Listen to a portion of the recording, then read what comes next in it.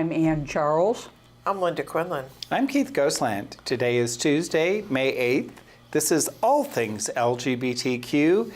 And now Ann's going to entertain us with some headlines. I am. They are as follows. Kenya bans the first con-bound feature film over lesbianism. Lesbian couples IVF baby recognized for the first time in Italy. In Israel, a lesbian ex wins joint custody of a son born after they split up, after the mother and the other mother split up. In Chile, an LGBT group blasts a campaign against transgender actress Daniela Vega. A transgender paradox and platform in the Philippines. Explain stand on gay sex. India's top court issues notice to government. Then two stories I'm not going to get to. The first openly gay member of the Costa Rica National Assembly takes office, and I have a picture of him. His name is Enrique Sanchez. And last, in Egypt, gay apps are a tool of government entrapment. This has been going on for a while, and it's continuing. Grindr and Hornet, to be exact. And now for national. A small town in Texas elects a gay mayor. Who wears heels? I know. That's right. A vet. He marched in high heels for Veterans Day. Bruno Lozano, 35, is an ex-Air Force Marine and is now mayor of Del Rio, Texas. Ex-gay humiliated in D.C. when no one shows up for their rally. Alliance Defending Freedom is crying because Amazon won't give them money to attack LGBTQ people. The group claims that Amazon is violating their religious beliefs by refusing to give them money to attack LGBTQ people. A story about a hateful Lyft driver, and a D.C. dentist fixes crime victims' shattered teeth for free. And Kansas governor signs a law making it legal to ban LGBTQ people from adopting. And that passed by a 58 to 63 vote.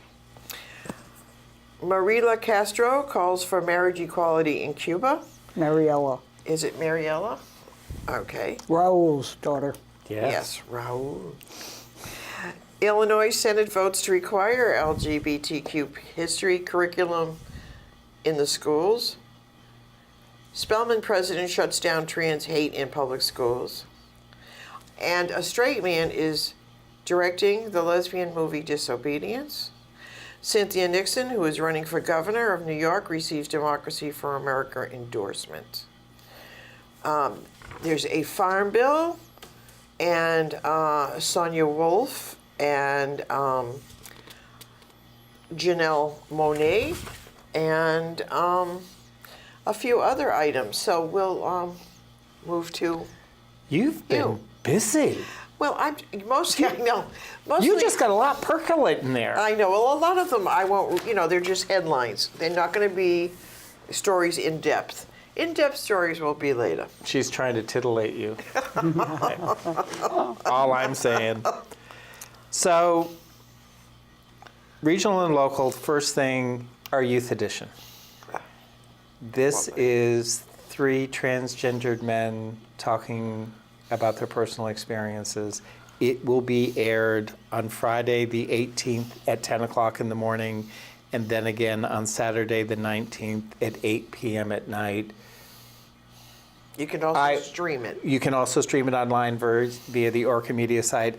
And I will just tell you my personal response. I was sitting in my office watching this literally with tears coming down my cheeks. Thank you to our youth. Massachusetts.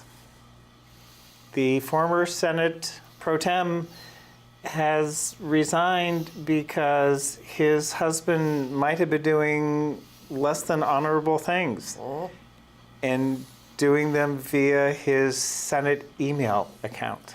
Oh. Yeah, there we are. Oh.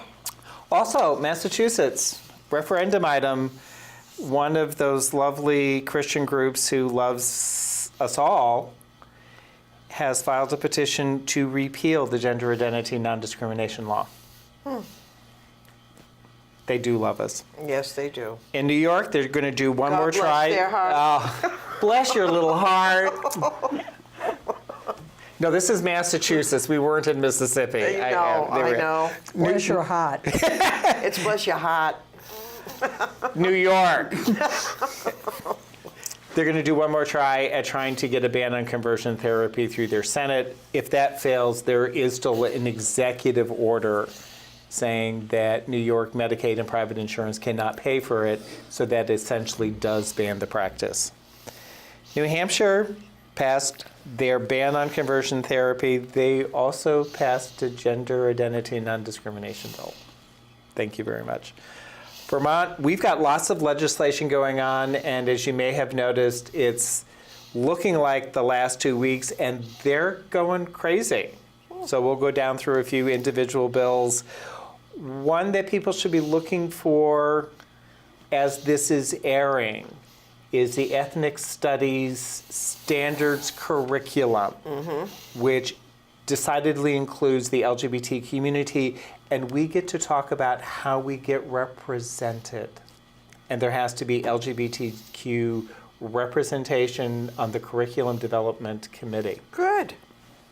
Imagine that.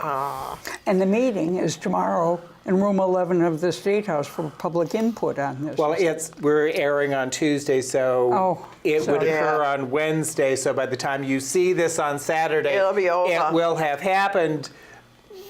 But look at the news stories. Sorry. It's quite all right.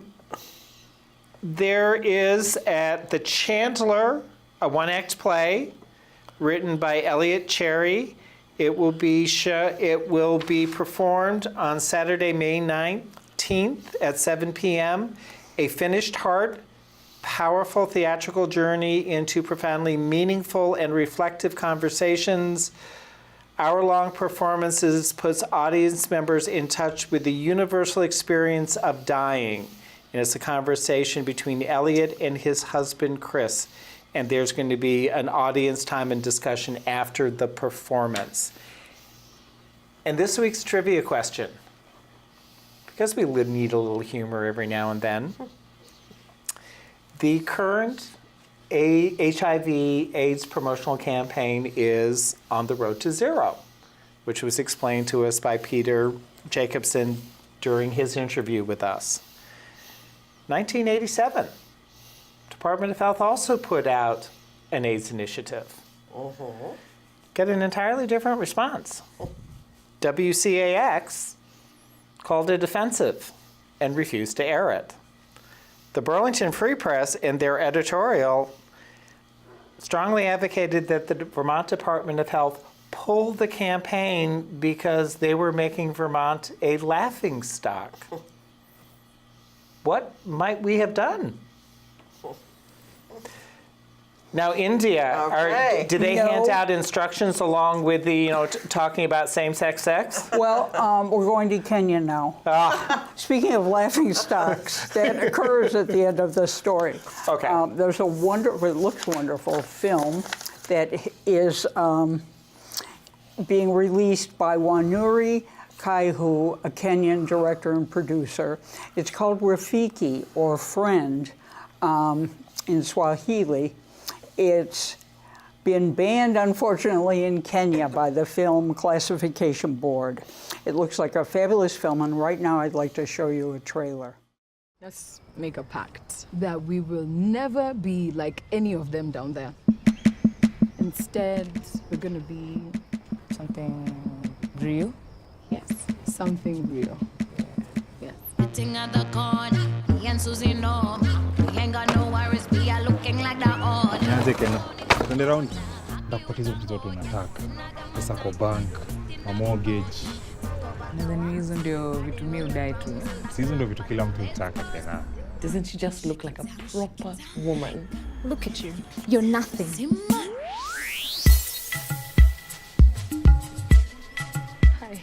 You know exam results are out.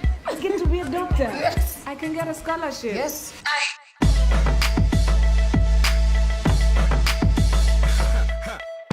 Wasichana wa MCA. Unadhani mama zao wanajua? Lakini kilichonishangaza, kuna Wakenya ambao kidogo wanaishtumu serikali kwa sababu ya msimamo wao wa ndoa ya jinsia moja.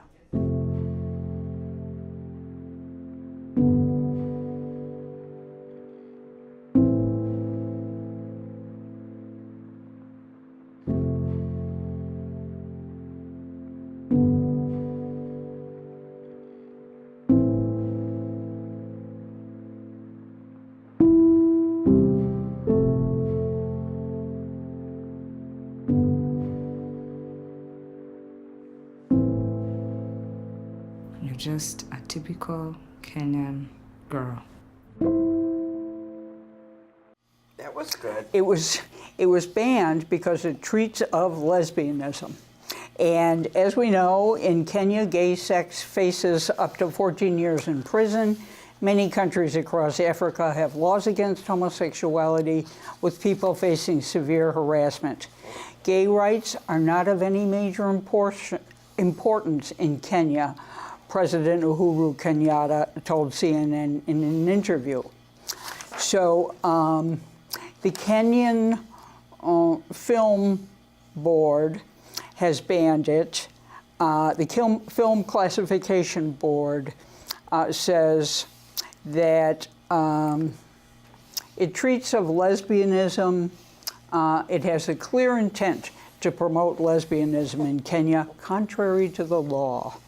The filmmaker replies, I think there are discerning audiences not only in Kenya, but in the entire world that are able to say what's good and bad, and that it's not defined by the Kenya Film Classification Board. The board's statement said any attempt to introduce or normalize homosexuality in Kenya flies in the face of the law, and the Constitution must be resisted. Nevertheless, this film is debuting at the Cannes Film Festival next month.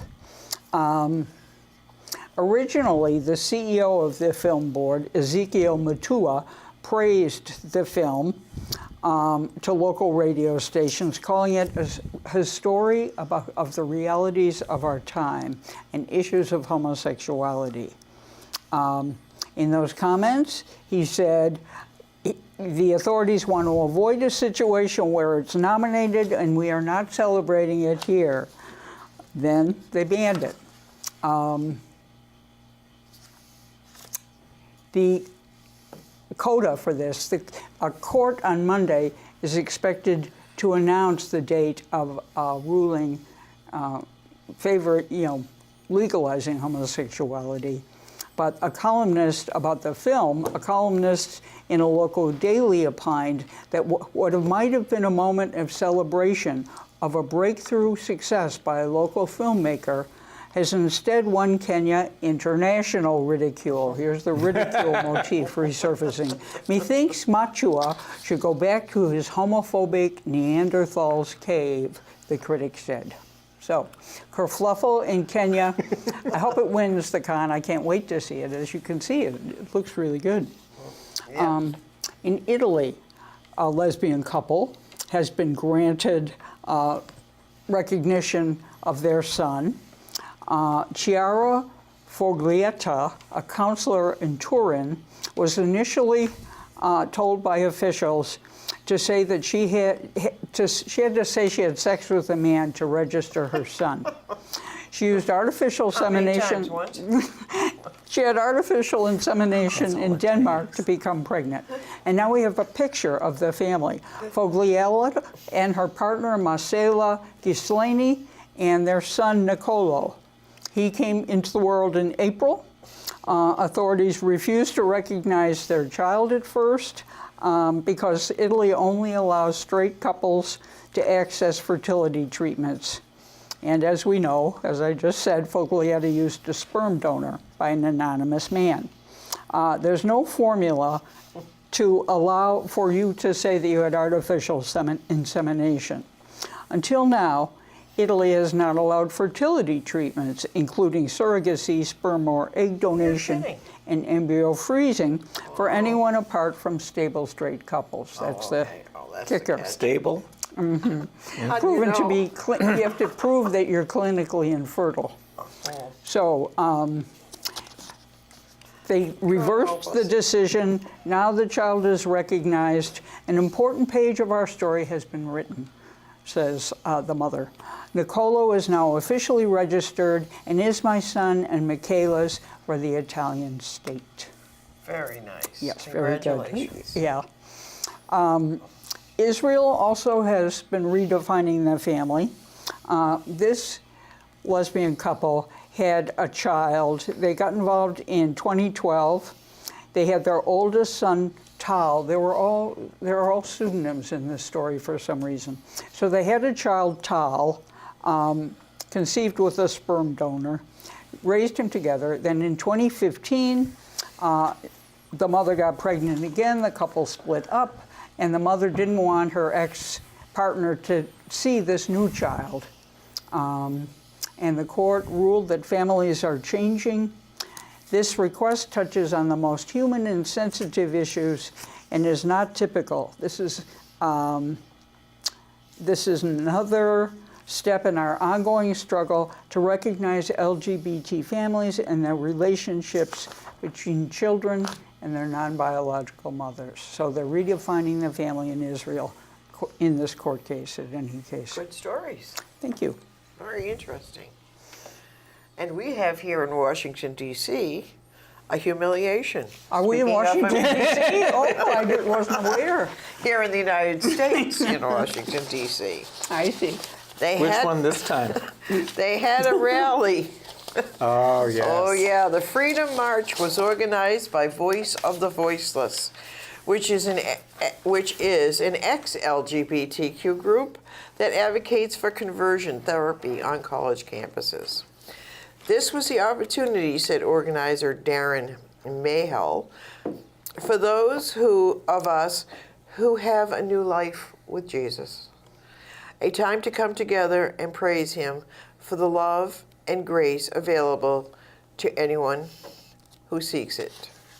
And there were 36 people at this rally. There we go. So that was kind of good. And then there's a story of this transgender woman and a Lyft driver. She got into the Lyft, and it's one of the Lyfts where you can have more than one person in it because it's cheaper. So Ride anyway, sharing. yeah, ride sharing. So she gets in the Lyft, she's by herself, and the Lyft driver says to her in a very angry tone, "What is your name?" And she feels a little nervous, but she doesn't answer, and she sits there. And then he says again, "What is your name?" And she said, "My name is Charlotte." And this is Charlotte Clymer, who's a 6-year Army vet also. So 2 people get into the Lyft with her, and the driver doesn't ask them their names. And so she says to the driver, "How come you didn't ask their names?" And he said, "Because they're men." And Charlotte... Because who's men? Because the guys who got in the Lyft were men. So that's why they didn't ask the name of the men, because they were men. And he said Charlotte is not a man's name. And They were manly men. They were manly men. Oh, I see. And so she said she wanted to get out of the cab right away. And anyway, she got out. The Lyft stopped, and the 2 men got out with her. And interesting enough, one of the 2 strangers who tried to comfort her when they got out of the Lyft said they were really sorry about what happened. But one of the strangers was Robert Bryan, who happens to work for the Victory Fund. Oh. So that was kind of an interesting story. And then there's the Farm Bill. This is a bill that will take food out of the mouths of LGBTQ seniors. Yeah. because, as we know, the baby boomers are aging, and they're going to need a lot of health care and housing now more than ever. Many will face hunger. Early in May, Congress will vote on House Agricultural Mike Conway's bill in the Nutrition Act of 2018. This bill enacts a fundamental and cruel shift for people struggling to feed themselves. Older LGBTQ people, as well as everybody, will be greatly impacted by this bill. It will require adults between 50 and 59 to work, to enroll, or enroll in a training program before they can receive any food benefits. Because we need 30 million for the parade, and we have to build the wall. Yeah, that's another 30 million. So we have to get rid of these programs. You know, they're just useless.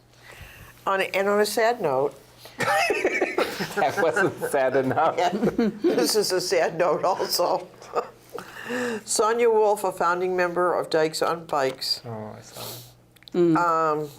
that traditionally leads the San Francisco LGBT Pride celebration, has died at age 69. Wolf was nominated this year to be a Grand Marshal, which is she won't be able to do now. And this year marks the 40th anniversary of San Francisco Dykes on Bikes and Women's Motorcycle Contingent. 40 years ago, a small group of women motorcyclists who were tired of their bikes overheating because they were riding behind marches rode in the front of the parade and never looked back.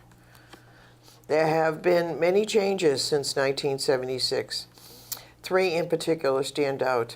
The first is that a small group of women riders has grown to hundreds. Secondly, the women's motorcycle contingent now includes the entire LGBTQ spectrum. Homoto, a gay male motorcycle club, and BARF, Bay Area Riders Forum, and independent, as in not belonging to a motorcycle club. Gay males are fixtures in the contingent. They are not separate from the WMC, as the media often reports, but they are an integral part of this group. Thirdly, there is a successful trademarking of the phrase Dykes on Bikes by the San Francisco Dykes on Bikes in 2018 after a 5-year battle that they finally won in the Supreme Court. So I remember being in San Francisco and seeing the Dykes on Bikes. It was pretty interesting. And my question about this story is, it was reported that she died of natural causes. And she was so young. And she was 69. How can, you know, I've posed this question online and not gotten a satisfactory answer. I know. So, very sad. It is very sad. And I have a picture of her that Zach will show. And in a Rolling Stone cover story, Janelle Monáe comes out as pansexual. After identifying as bisexual, Monáe says that once she read about pansexuality, she realized, oh, yeah, that's the things I identify with. I'm open to learning more about who I am. GLAAD puts pansexuality under the bisexual umbrella, defining the term as anyone attracted to people of all genders or sexes, or regardless of sex or gender. Pansexuality is a more expansive label than bisexual, including attraction beyond the male-female gender binary, to include those who are trans, gender fluid, androgynous, intersex, and more. Monáe doesn't define what pansexuality means to her, but says that she wants to be a role model for anyone struggling with their sexuality. I want young girls, young boys, non-binary, gay, straight, queer people who are having a hard time dealing with their sexuality, dealing with feeling ostracized or bullied for just being their unique selves, to know that I see them, she says. And in this new album, this is for you. Be proud. So. I remember Dykes on Bikes. Oh, yeah. very affectionately. I love that. And the sisters are perpetual indulgence, but that's another story. Yes. So Massachusetts, Yes. Senate President Pro Tem Stanley Rosenberg got himself investigated. And their ethics committee found that he either knew or should have known that his now estranged husband, Byron Hefner, was racially and sexually harassing state employees. There's actually 3 charges of sexual assault against him, so it's more than mere harassment. And apparently there were over 250,000 and 19,000 text messages. Holy cow. Where frequently his estranged husband posed as the Senate President Pro Tem and inserted himself directly into the Senate business. That's nice. Stanley has now not only stepped down from being President Pro Tem, he's resigned from the Massachusetts legislature. Where did he find him? Never mind. One can only. I'm not talking about the Fens and all those parks, and yeah, there we are. So they also, Massachusetts also has a really nasty referendum going on where, as I had alluded, sort of the Christian Coalition had enough signatures to put it out for a ballot vote to rescind their non-discrimination gender identity law. So it's something that we should be attentive to, looking at what is happening as far as climate, because as we look at Vermont, and on Friday of this week, we will finally be signing into law our gender-neutral bathroom bill. And at the request of the LGBTQ community, the governor is doing a very public signing ceremony. Is this on the steps? No, it's not going to be on the steps. Oh, okay. It will be in the ceremonial office. I see. So, and members of Outright in the LGBTQ communities are invited to attend. So, also we're looking at, hopefully as we're sitting here and talking, the Senate has passed H707, which is the Prevention of Sexual Harassment bill, which both Jana Gonzalez and Becca Ballant talked about during our interview with them, that a business can put no practice in place that would prohibit an employee from either reporting or being actively involved in the investigation of a sexual harassment. So that those kind of non-disclosure agreements that someone might be partial to, you can't do. Good. So, Good. the other thing that is of interest to us is the Senate has voted, unanimous vote to concur with the House, and they will be working on a process for the importation of prescription medications. Yes. So the 25 most prescribed medications we will be importing, which means you're probably going to get them at a fraction of the cost. Are the feds going to argue about this? They can't, because this is a state-based program. All right. It is not using any federal funds to accomplish this. And all of the medications that are being imported, one of the things that we keep forgetting is we sent them out of the country first, so they already met all of our FDA standards. I know that's the argument they always give, right? Like, oh, you don't know what quality you're getting if you buy from Canada. The thing that amazed me when I looked at the crosswalk and the comparison list, something that we would be paying $3,000 for here, they were paying $18,000. And I just went, They what? bargain. Other What? countries bargain. We don't. Okay. Well, they don't have the pharmaceutical markup because, Yeah. Another thing that we're going to be talking about on a future show, so I'm giving you a warning. We're going to be talking about H608. And we're actually going to be talking about it at dinner tonight at Julio's, one of our favorite restaurants. An act relating to creating an Older Vermonters Act working group. This is looking at the needs of the aging community in Vermont and how to provide them services and don't you think they should solicit input from LGBTQ aging queers? I think that so. would be a place to start. And hopefully, and this is my last state legislative update, hopefully again, as we talk, the Senate has concurred with the House on the parentage bill that will become effective as of July 1st of this year. And of the real importance to our community is what's called a de facto parent. So that if you have a child together, one of you is not the biological mother, you can still petition the court to be recognized as a de facto parent without having to go through all of the formal adoption process that is currently being required. Oh, that simplifies So things. That's good. Well, and can we talk about all the fees that you are no longer going to need to be paying? Yeah. So A lot now, of good work going on there. Yeah.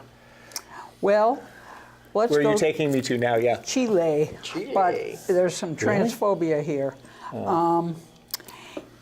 Chile's Movila LGBT rights organization filed a criminal complaint on Monday over a violent neo-Nazi campaign against transgender actress Daniela Vega, who starred in A Fantastic Woman, I'm sure you recall. Last Friday, the social patriotic movement hoisted an anti-Vega banner from a bridge in Santiago's upscale Las Condes neighborhood. The banner read, "Daniela Vega is a man, truth comes before peace." The message publicly denigrates Daniela Vega's gender identity and it incites hatred against transgender individuals, Movila said in a statement. They've asked that an investigation be opened since this particular right-wing movement has engaged in hate speech. Hate speech creates an environment and gives justification for physical abuses against people by reason of their gender identity, sexual orientation, or other characteristics, the Movila statement read. Upside, Vega was honored Sunday with the Platino Prize for Best Actress in her role in A Fantastic Woman, which won the Oscar for English language film. Things are more positive in certain parts of the Philippines, which sponsored in Maria Respondo, Philippines, a beauty pageant occurred. And I would like to show you a picture of the contestants. The pageant was a transgender pageant, and it points to the changing role of transgender people in the Philippines. Dominated by conservative morals taught by the Roman Catholic Church, the Philippines is also one of Southeast Asia's most tolerant countries toward LGBT people. Lawmakers are taking steps to ensure national legal protections that would penalize discrimination against them. Drug dealers. About 80% of Filipinos are Roman Catholic, and the Church's teachings often dominate public life in the Philippines. There are no laws criminalizing homosexuality, but there are no laws specifically protecting gay or transgender people either.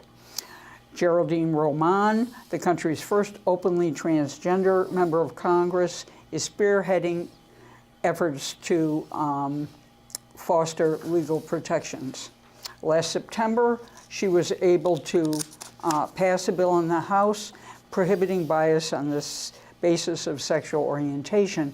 This is before the Senate now, and it's being stalled by homophobic groups. A survey published by the Pew Research Center in 2014 found that 73% of Filipinos said gay people and lesbians should be accepted by society. By comparison, neighbors in Indonesia and Malaysia polled at 3% and 9%.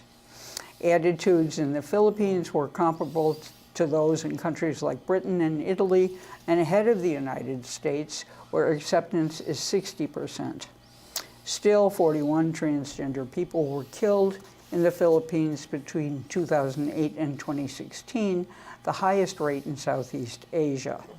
One thing that is sort of interesting, we know that the Philippines is ruled harshly by Rodrigo Duterte, but while campaigning in 2016, he said that he supported same-sex marriage, that he has relatives who are gay.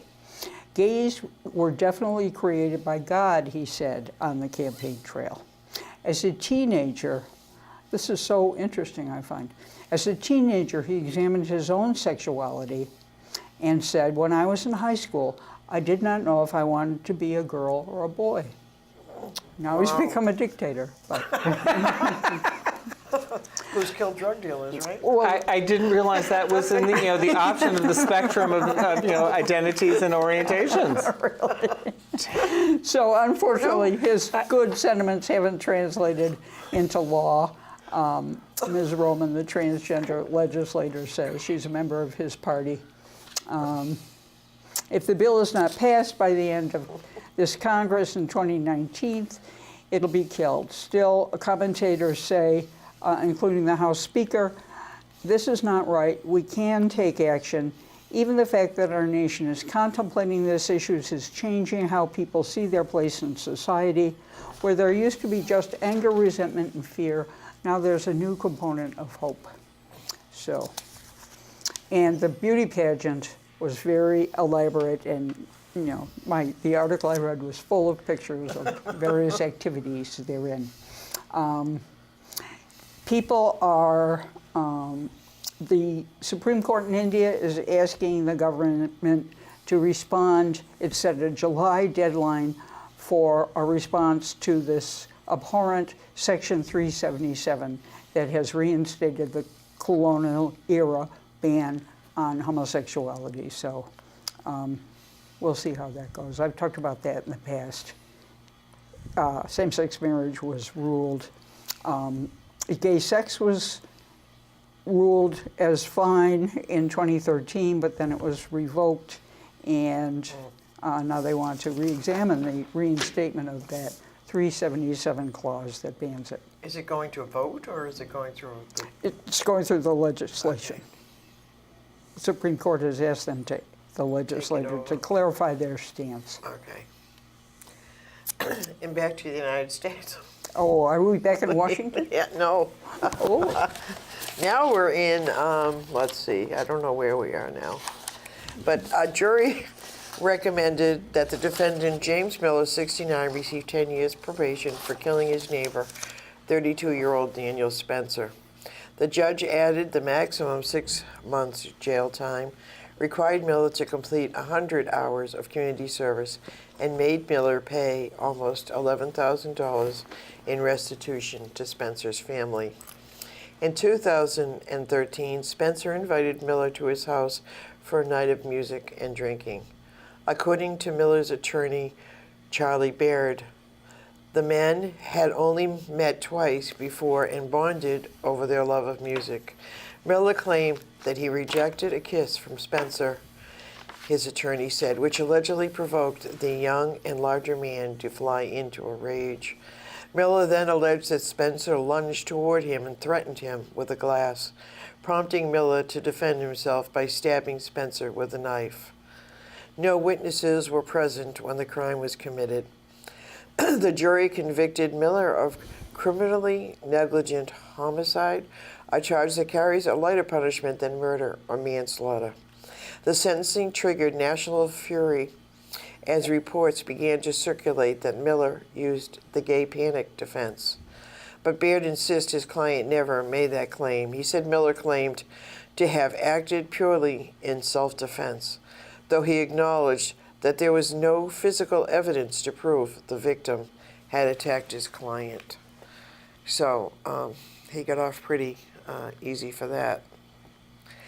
That's reprehensible. It really is. That's Texas.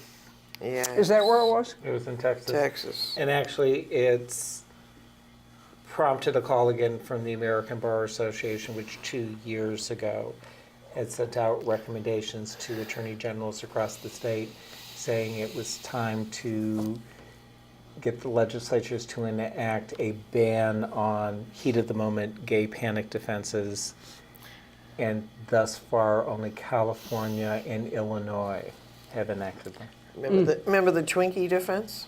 This is the same. Yeah. Transgender students in New Jersey's public schools were given new layers of protection under a bill that the illustrious Governor Chris Christie signed into law on Friday. The legislation, which takes effect immediately, requires the State Education Commission to draft specific guidelines to help schools address the needs of transgender students and establish community, like bathrooms for everybody. So that was on that note. And then I have some news from Massachusetts also. What The might it be? notorious, but we're not in Massachusetts, the notorious homophobe has the blessing of the Mass GOP to face Governor Baker in the primary. Scott Lively, do we all remember Scott Yes, Lively? we do. Uganda remembers him. Yes.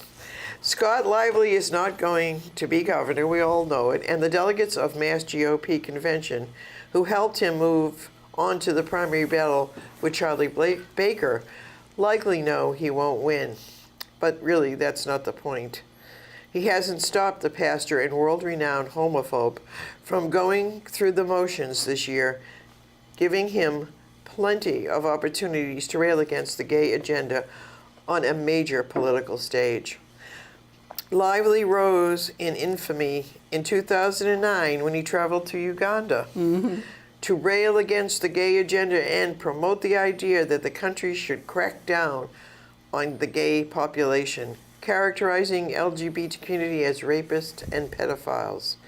He also compared gay men to animals and suggested to Ugandan lawmakers that gays were responsible for carrying out the Holocaust and the Rwanda genocide. They are very far from normalcy, he said, and they're killers. They are serial killers, mass murderers. They are sociopaths. There is no mercy at all. There's no nurturing, no caring about anyone else. These are the kind of people it takes to run a gas chamber. So, How did he get nominated? the GOP nominated him to run against the incumbent governor. Actually, it's not this dissimilar to what I've witnessed here in Vermont, that during the primaries, during that initial election, that initial nomination process, that's when the conservative right, Tea Party, whatever you wish to call them now, They wanted to give him a place to talk about they it. show up. Yeah. They show up in numbers. They get energized so that they can get a more conservative candidate on the ballot. This is beyond more conservative, Well, this fellow is. Well, they really knew that he's not going to get elected in Massachusetts. I hope not. They just want to give him a forum. They just want to give him a place to talk about And it. remember, standards vary from state to state, whatever the environment in which you are voting. So very quickly, as we were talking about Texas and getting probation for gay panic defense, I received an email this morning from the Fair and Impartial Policing Board.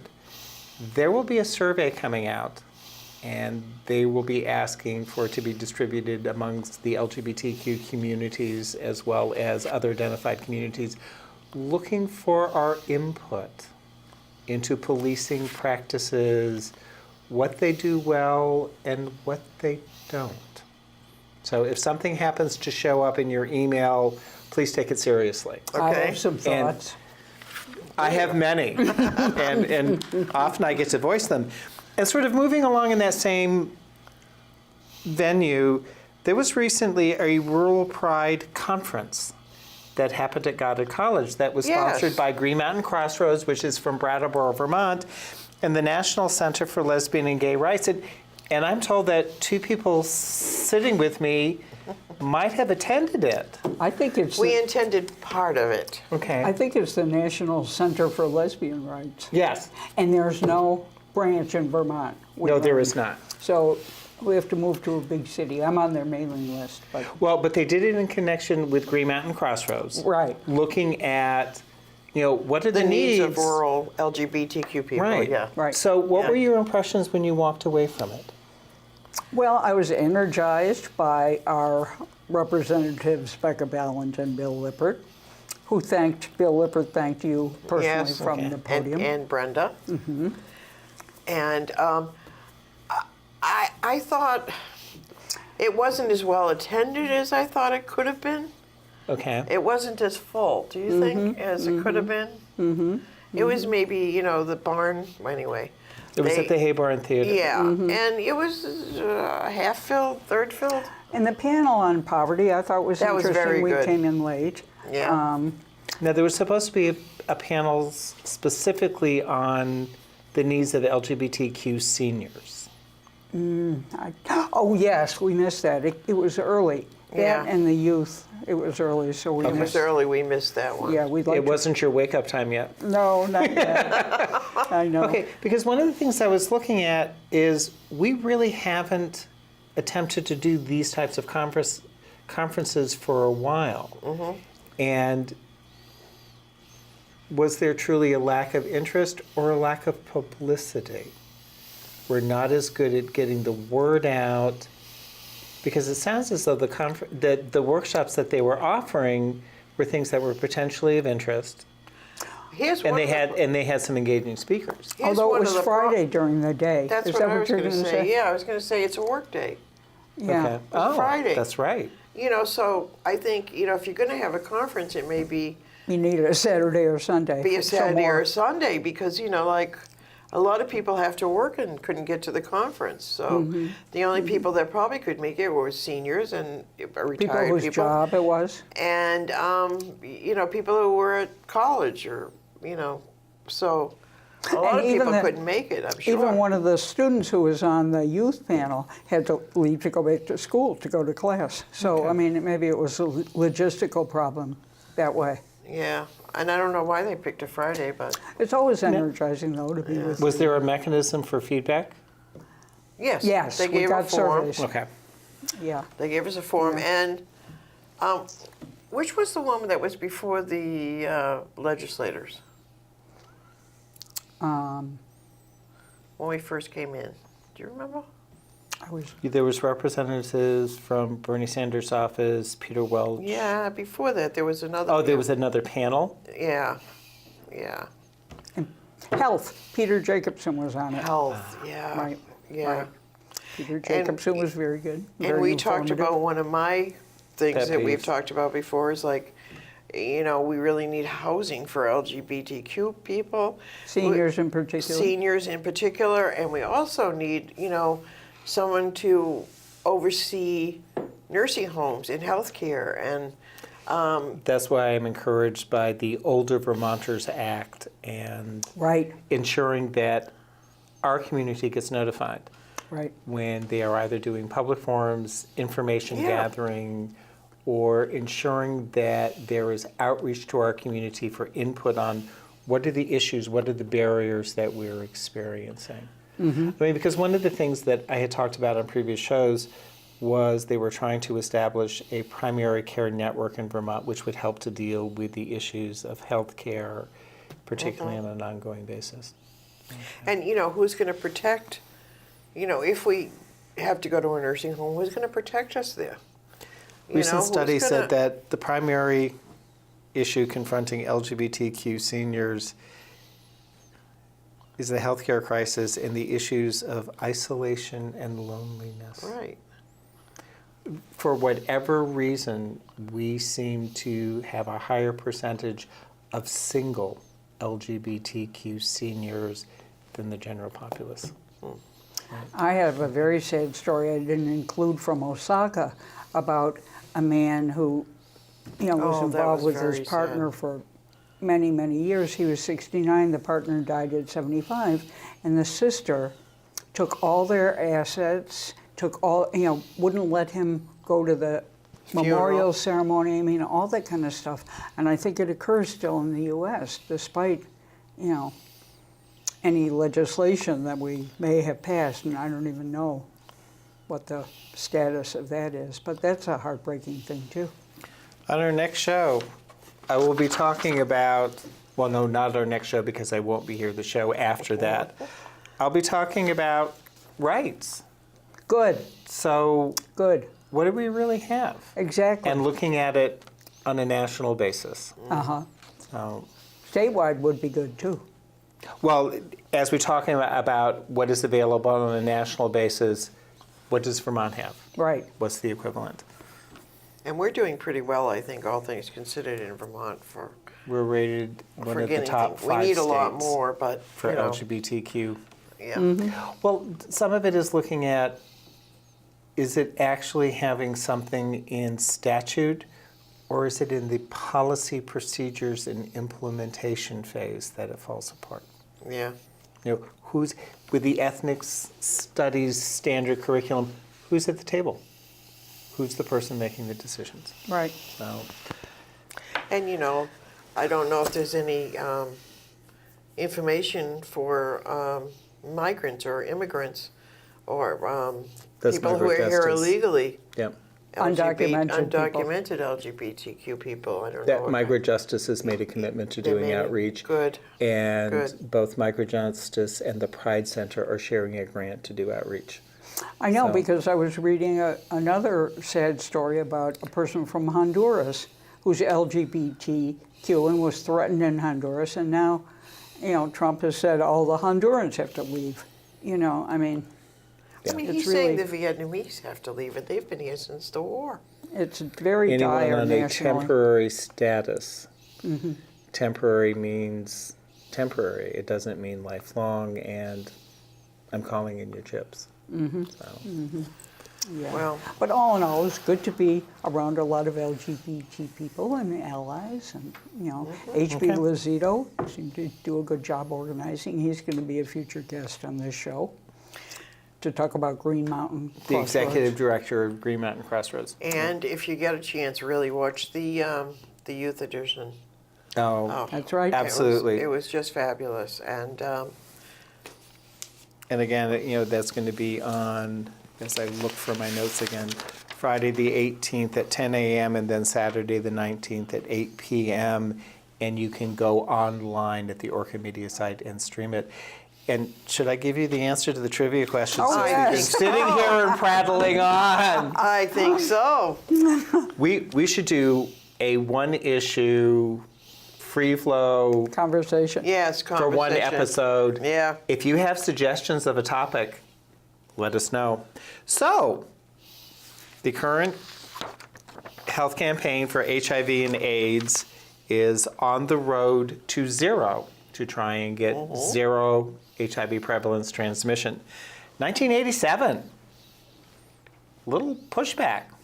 CAX said it was offensive. Burlington Free Press said, you're going to make Vermont a laughingstock. National organizations gave the Charles Birch Agency, who developed the campaign, awards for excellence in healthcare promotion.